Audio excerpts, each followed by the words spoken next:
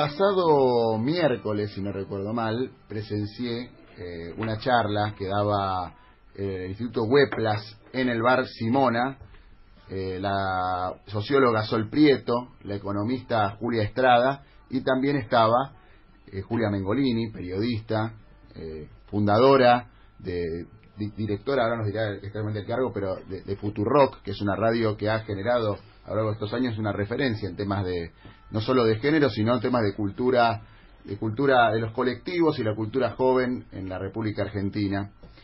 Y me impresionó mucho y muy positivamente la exposición que daba Julia en torno a cómo este nuevo feminismo se transversaliza, ¿no? Cómo de lo que en Estados Unidos podríamos haber planteado que se convirtiera en un feminismo de élite con el Me Too, que era una cuestión exclusivamente del sector artístico, en la Argentina tiene otra traducción que tiene que ver con el feminismo popular, y cómo esto también va decantando en las organizaciones políticas y los cambios que se necesitan para dar dentro de la política si queremos tomarnos en serio lo que está sucediendo en toda la sociedad. Y por ese motivo nos parecía muy importante tener a Julia como entrevistada el día de hoy. Julia, ¿estás ahí? Te saluda Juan Manuel Valdés. Hola, ¿qué tal? ¿Cómo están? Muy bien. Julia, Eduardo Valdés, toda la mesa acá, Lucrecia Cardoso, Malena Mañasco, Camilo Vaca Narvaja, el Tano Seminara, todos ansiosos de escucharte, porque Juan Manuel nos ha dicho que fue algo extraordinario, así que bueno, toda la responsabilidad es tuya, Julia. Te lo agradezco a Juan Manuel. Le quiero decir que es impresionante que tiene la misma voz. Pensé que estaba hablando Eduardo cuando me saluda Juan Manuel, me impacté. Julia, ¿Qué tal? ¿Cómo les va? Muy Gracias bien, por los halagos. Muy bien. Bueno, ¿cómo estás viendo este proceso, lo que fue la denuncia el martes y cómo esto, una denuncia en un tema muy visible como el tema de D'Artés, que ya era un tema, digamos, en los medios, en la agenda pública, decanta en una cantidad enorme de denuncias que cruza todos los ámbitos, la política, bueno, el sindicalismo, la justicia, los medios? ¿Qué impresión te genera esto? Bueno, me parece que es muy importante lo que pasó por el impacto, sobre todo espectacular que tiene, de la forma que se hizo, y que sea claro sobre el mundo del espectáculo y sobre un galán y todo esto hecho por una actriz, ¿no? No, digamos, no es lo mismo que cualquier otra denuncia. La forma y el formato que se decidió me parece que buscaba el impacto y que lo logró. Una de las cosas que por ahí me escuchaste decir ahí o en la radio, ya, la verdad que no me acuerdo, es que también lo que de alguna manera me parece que no debería pasar, y creo que no va a pasar por características propias del movimiento feminista argentino, es que esto se quede como un reclamo solamente del mundo del espectáculo, o que se tenga una respuesta como más infantil o más superficial de señalar al victimario, en este caso sería D'Artés, o otros, digamos, porque también seguramente habrá muchos otros, pero señalarlos como monstruos, ¿no? Como si fueran anomalías de una sociedad que en realidad es machista y que en realidad lo genera. Eso. Y que además las formas de la violencia son muchísimas, no es solamente el abuso, el acoso, una violación o la violencia física. En realidad la desigualdad es violencia, me parece a mí.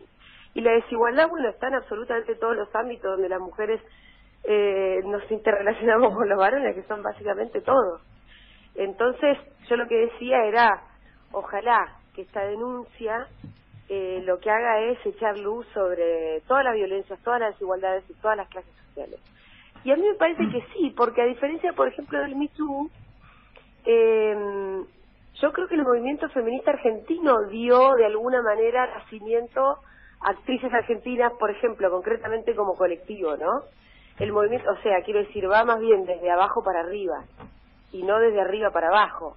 El movimiento feminista argentino, que tiene una historia muy larga, muy vasta y muy rica, que empieza en realidad empieza a principios del siglo pasado, ¿no? Pero con los encuentros nacionales de mujeres, tiene una explosión con el Ni Una Menos. Obviamente todo este año es un año muy importante también para el movimiento y para la inclusión de mujeres muy jóvenes, además a la militancia feminista con la discusión del aborto y demás.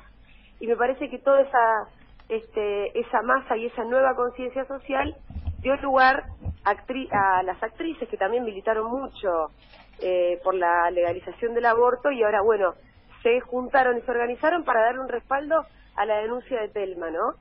Pero me parece que ahí hay una interacción entre un movimiento feminista que además a mí me parece que es popular, claramente. Si cualquiera de ustedes va a cualquier marcha y escucha cualquier discurso de los nuestros, se da cuenta que es un movimiento que además siempre apunta a un montón de demandas sociales que tienen que ver con la desigualdad social también, ¿no? Y eso, hay una interacción, me parece, de arriba para abajo y de abajo para arriba que creo que va a impedir que se trate de eso, que se trate de una denuncia de una élite y que se agote ahí.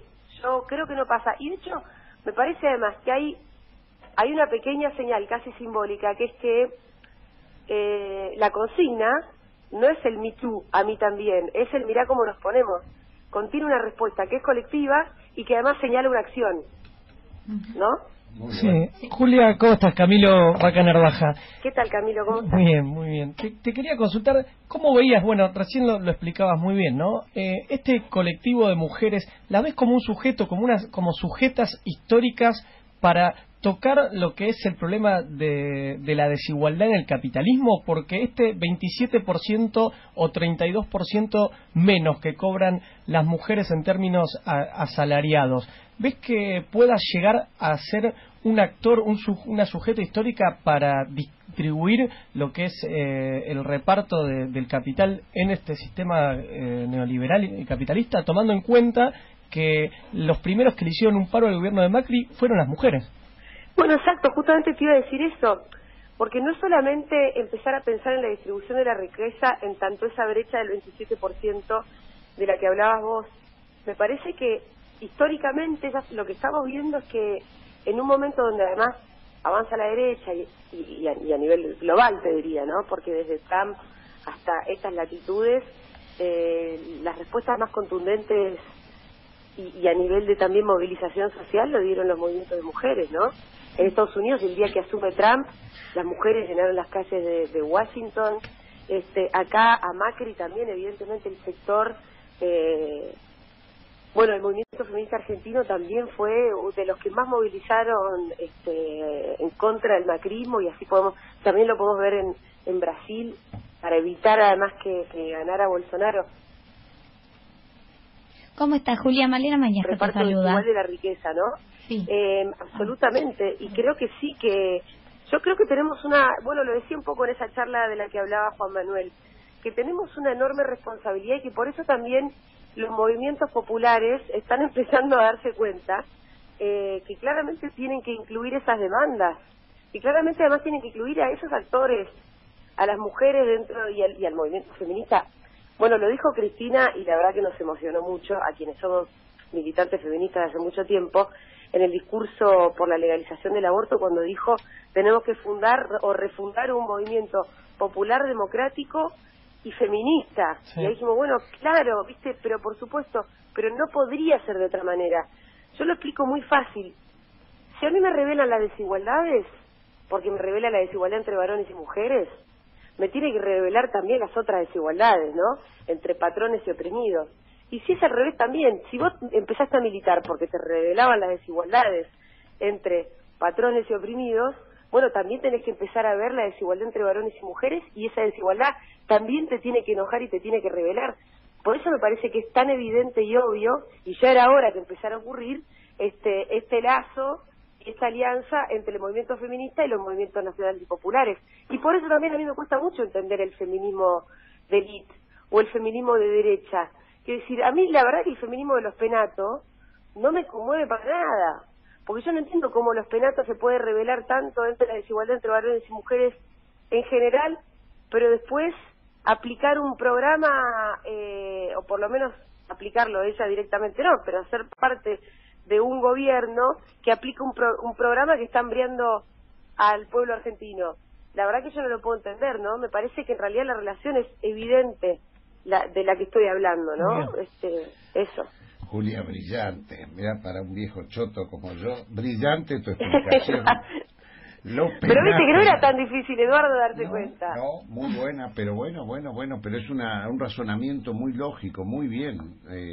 Si te revela una cosa, te tiene que revelar la otra, no hay ninguna duda. Malena, sí, ¿el feminismo va a ser dentro del campo nacional y popular o no será?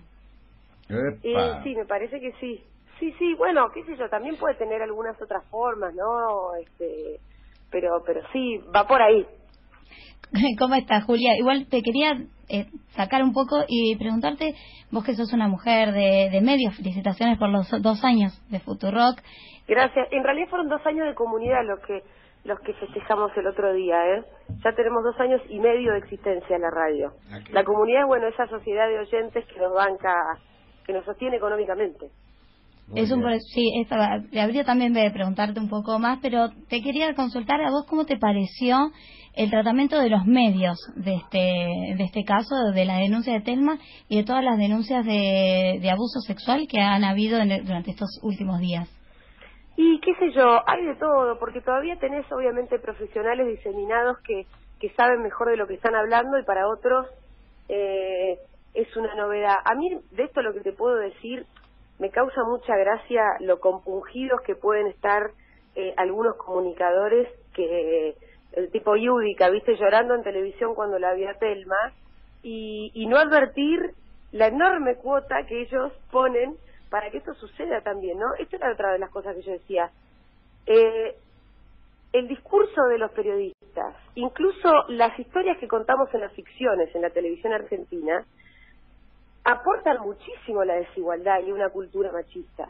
Entonces, Yudica se pone a llorar, pero no advierte que polémica en el bar, con su discurso, con la forma en la que tratan y en el lugar en el que ponen a la mujer, aporta mucho después.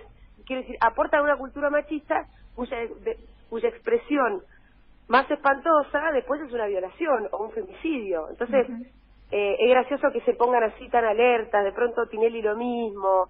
Ay, mirá qué espanto, nosotros no tenemos nada que ver con esto. Bueno, me parece que es hora que se empiecen a dar cuenta que sí, que tienen que ver con eso. Que sin una cultura machista no existe, no sucede la violación. Y que además los medios de comunicación y los discursos de tipos que tienen tanta llegada como Tinelli, como Yudica, son cajas de resonancia y amplificadores para después conformar una cultura machista que después termina en las peores desgracias, ¿no? Pero me parece que tendrían que empezar a darse cuenta de eso, que además la denuncia de Telma tendría que empezar de alguna manera a cambiar de raíz de verdad esos discursos, a cambiar. La televisión de verdad está muy rancia, está muy antigua. Uno prende la televisión y ves machismo por todas partes. Sí. Julia, por todas partes todo el tiempo. Julia, te quiero, no sacándote de tema, pero en otro aspecto, hace un tiempo, en un discurso de Cristina generó gran polémica en el movimiento feminista porque habló de los pañuelos verdes y también de los pañuelos celestes. Y vos tuviste una frase que me llamó la atención cuando señalaste que dice, me parece un feminismo bastante elitista el que excluye a una señora pobre, víctima del neoliberalismo, porque tiene una estampita de la Virgen en su mesita de luz y está en contra del aborto. ¿Cómo se puede dialogar desde este feminismo popular con otros sectores, por ejemplo, y de otras problemáticas como la feminización de la pobreza, cuando a veces existen barreras religiosas o barreras de sistemas de valores, de discusiones que no necesariamente destruyen la categoría de pueblo, pero sí la complejizan? Bueno, eso va a ser una tarea de los militantes y las militantes, ¿no?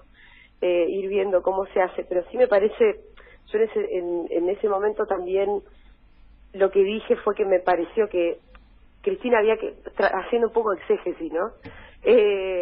Tomándome el atrevimiento. Cristina lo que quiso decir, me parece a mí, es que no podemos excluir al pueblo religioso, porque si no nos quedamos, la verdad que somos pocos. Hay que entender que además el pueblo argentino, el pueblo latinoamericano, es un pueblo religioso. Y entonces, entender que no lo podemos excluir. Lo que pasa es que ahí yo lo que creo en lo que se equivocó Cristina es en equiparar a la gente religiosa con el pañuelo celeste. Entonces la imagen que usó yo creo que fue equivocada. Yo estoy de acuerdo con el fondo de lo que quiere decir, pero lo que pasa es pero la verdad que los pañuelos celestes no es el pueblo religioso.